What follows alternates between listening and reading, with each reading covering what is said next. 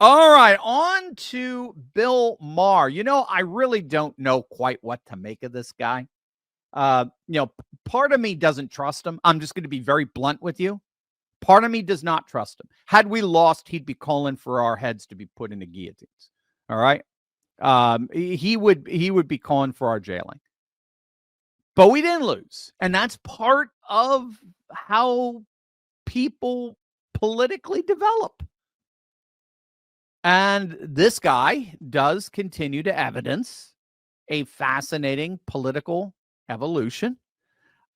He was just on the Stephen A. Smith show when he ended up saying this about Trump, Elon, and MAGA. It's not like this country does not need some sort of clean sweeping. Now, I don't know what that's going to be. I've said this before. This country needs a colonic. Uh, I would not have chosen Donald Trump to be the doctor to administer that colonic. Right. But I'm curious to see, for example, what Elon Musk is going to do. I'm curious to see how influential he's going to be. He is tasked with reinventing the government, basically.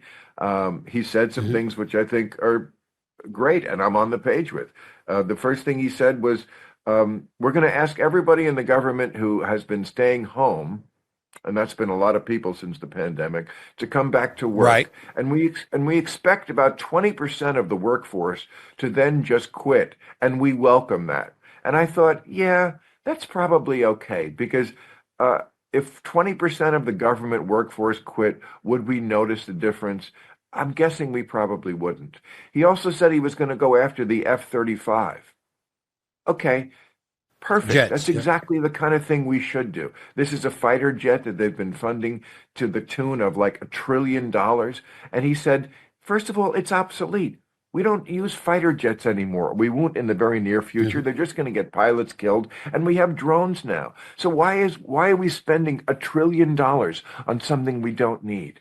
So if that's what's going to go on in the government, I'm all for it.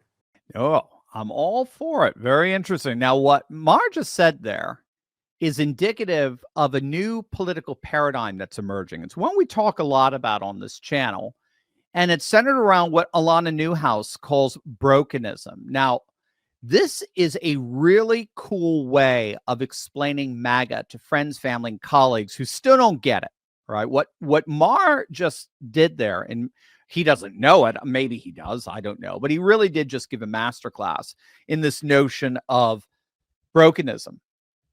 Alana Newhouse argues that brokenness are a diverse coalition of citizens who see our public institutions as, you may have guessed, incurably broken and rotten. Just like what you heard from Bill Maher, right? Our institutions need, what do you say, a colonoscopy, right?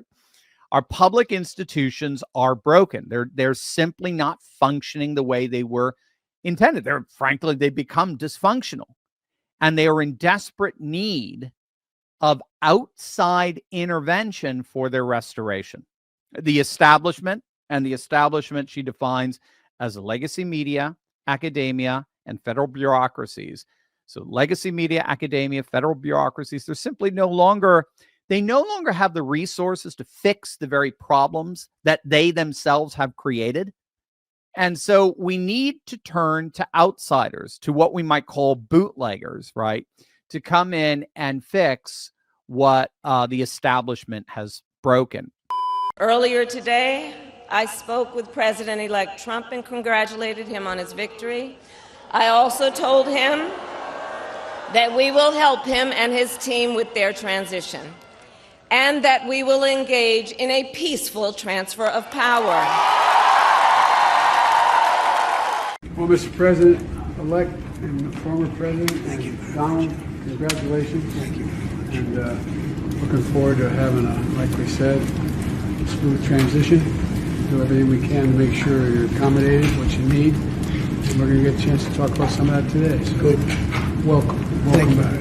Gang, what you just saw there was both the president and the vice president eerily congratulating Trump and promising a peaceful transition of power. Well, that's something I'd like to believe, but it's hard to believe those words when they're coming from the mouths of pure serial liars. I mean, career liars. So what does that mean for the next few months? The opposite of what they're promising. So absolute chaos, economically, culturally, politically. We might be in for war for all we know. So what should you do? You should at least own some gold. The markets might be up right now, but who knows what's going to happen between now and January? You need to protect yourself against the last hurrah of the worst administration America has ever had. We know it's coming. I don't know what, but something is between now and January 20th. You might think they're just going to hand over a pristine, happy, functioning country to the man they tried to assassinate and put in jail, entirely ruin. No, something's coming, and you need to be financially prepared for it. You need to talk to Goldco and protect yourself against this last battle. Get some gold in your portfolio. In the coming months, you'll be glad that you did. Click the link in the description below or scan the QR code and just chat with them. You'll be glad that you did. Again, I'm sorry to do this to you, to hearken back, if you would, in your mind, to those scenes of the Supreme Court justice making an absolute fool of herself on a Broadway stage. But those scenes, those cringeworthy, embarrassing scenes should remind us that is not going to fix itself. That doesn't even recognize it's broken. That level of brokenism is irreparable on its own. It ain't going to fix itself. So for Newhouse, that is what, in effect, MAGA ultimately is. Alana Newhouse was a MAGA convert.